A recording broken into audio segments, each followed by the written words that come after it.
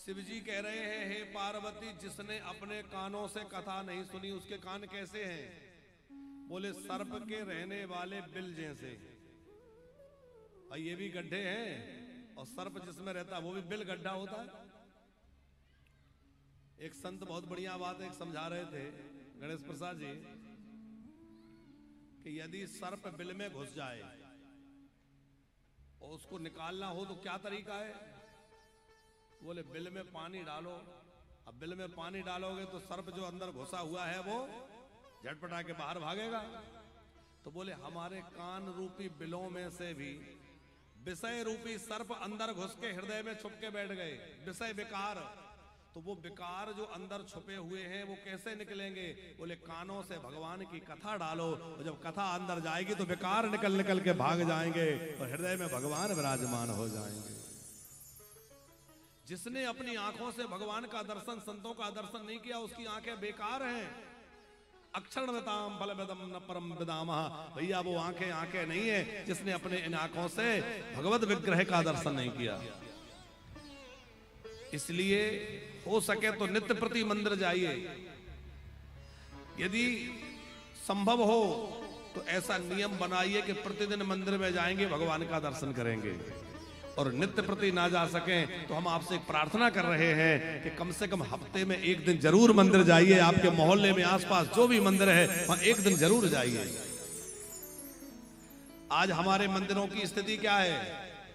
आरती में घंटी बजाने वाले लोग नहीं मिलते, मशीनें लगा करके घंटी बजाना पड़ रहा है। मंदिरों में घंटी बजाने की मशीनें लग गई। क्यों लग गई? क्योंकि हम आस्तिक समाज अपने घरों में सीरियल देखने में व्यस्त हैं, मोबाइल चलाने में व्यस्त हैं। तो मंदिरों में जब भीड़ नहीं होगी तो बेचारे पुजारी जी क्या करें, मशीन से घंटी बजाएंगे? अरे हम लोग आरती में जाएं, आरती में खड़े हो, भगवान का दर्शन करें, आरती का दर्शन करें। आरती का मतलब होता है जो हमारे आरत को, माने दुख को हर ले। तो आप लोग नियम बनाइए कि यदि आसपास मंदिर है तो प्रतिदिन मंदिर दर्शन करने जाइए। और प्रतिदिन नहीं जा सकते तो हफ्ते में एक दिन तो मंदिर जाने का नियम बनाइए। कितने लोग ऐसे हैं जो नित्य प्रति मंदिर जाते हैं, प्रतिदिन मंदिर जाने वाले? अरे वाह भाई, दिखाओ कैमरे में। यहां तो सब लोग ऐसे हैं जो प्रतिदिन मंदिर जाते हैं। ऐसे लोगों को तो हमारा प्रणाम है भैया। जो नित्य भगवान का दर्शन करे वो तो भगवान का बड़ा प्यारा हो जाता है। क्या कहना है? आहा, ये बात चैनल के माध्यम से पूरे भारत में नहीं, विदेशों में भी जाएगी कि भैया बवनान में ऐसे लोग हैं जो प्रतिदिन मंदिर जाते हैं।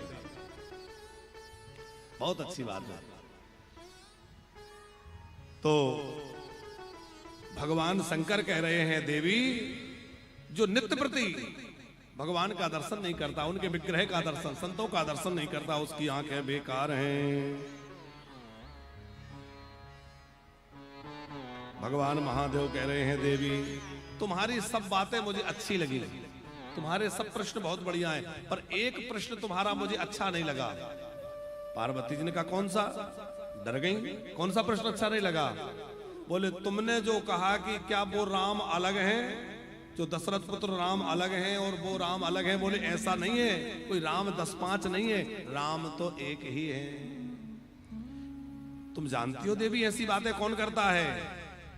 तो भोले बाबा ने थोड़ी फटकार लगाई। यहां पार्वती जी को डांट लगाते हुए क्या कह रहे हैं?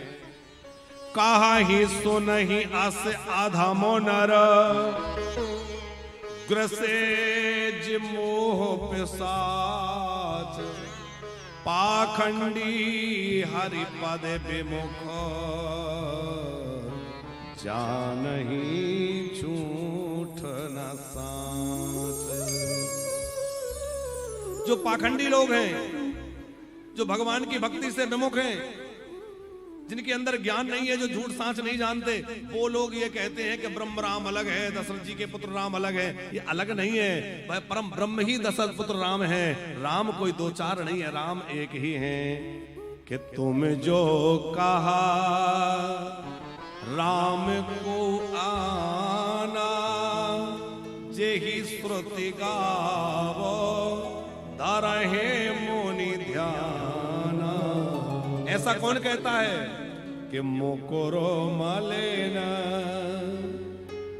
अरु नयन विहीना, हेष्टे को अतीतन कीना इष्ट पोस्ट। यही बैठ जाए सामने, यही बैठ जाए।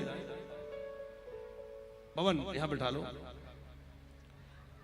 जिसका मन रूपी दर्पण मैला है और जिसके अंदर ज्ञान रूपी नेत्र नहीं है, वो ही ऐसी बातें करता है कि ब्रह्म राम अलग है, ये राम अलग है। अरे राम कोई दो चार नहीं है, तो बोले राम तो एक ही हैं। यहां बैठा लो। राम एक ही हैं। कौन है राम?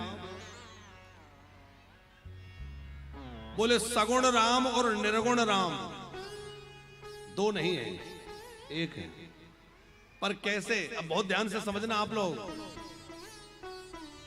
जैसे पानी और बर्फ दोनों चीजें अलग हैं क्या? जैसे पानी का ही तो बर्फ बना और बर्फ से ही तो पानी बना, अलग तो नहीं है। पानी और बर्फ जैसे अलग नहीं है, एक ही है। उसी प्रकार निर्गुण और सगुण दोनों अलग नहीं है। साकार और निराकार, आज इस बात को लेकर के बड़ा झगड़ा है। कई लोग कहते हैं कि भैया हम तो निराकार की उपासना करते हैं, कुछ लोग कहते हैं हम साकार की उपासना करते हैं। पर भगवान शंकर कह रहे हैं कि निराकार भी वही है और साकार भी वही है। निराकार का मतलब है निराकार। पानी का अपना कोई आकार नहीं होता, लेकिन पानी को आप जैसे बर्तन में रख देंगे वैसा आकार ले लेता है कि नहीं? उसी प्रकार वो परमात्मा का कोई आकार नहीं है, वो तो एक सत्ता है, ईश्वर है। लेकिन जैसे भी भक्त की भावना होती है वैसा स्वरूप प्रभु धारण कर लेता है। भक्त की भावना के अनुरूप भगवान स्वरूप बना लेते हैं। कि आगोने आरूप अलखगत अज जोई और भगत प्रेम बस सगुण सोई। आगोने आरोप